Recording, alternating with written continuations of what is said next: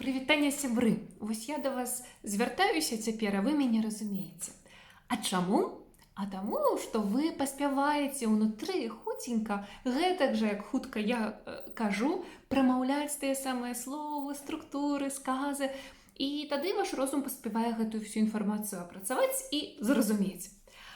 Калі вы мне не верыце, паспрабуйце зараз пачытаць верш, заняць свой род чымсьці іншым і слухаць мяне, вы мяне не зразумееце зусім.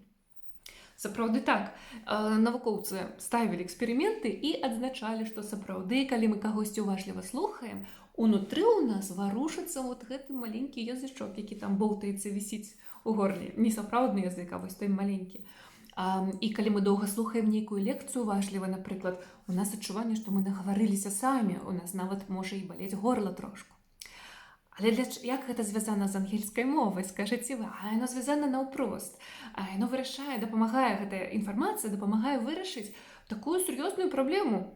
Дапамагае зразумець, як навучыцца хутка на слых разумець мову. Вы, можа быць, ужо шмат цяго ведаеце па-ангельску, нават у думках складаеце складаныя пасажы, все гэта можаце прачытаць, зразумець і напісаць, а вось на слых разгубляецеся, таму што не паспяваеце это все зразумець. Дык вось, каб пачаць гэта все на слых хутка разумець, трэба пачаць гэтак жа хутка, і не толькі хутка, але з такой жа інтанацыяй, з такімі ж рэдукцыямі прамаўляць, як прынята ў ангельскай мове.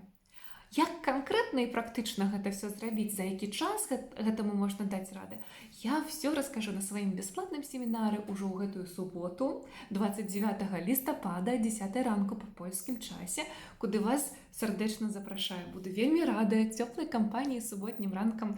Далучайцеся, пішыце, я вам дашлю спасылку на Zoom.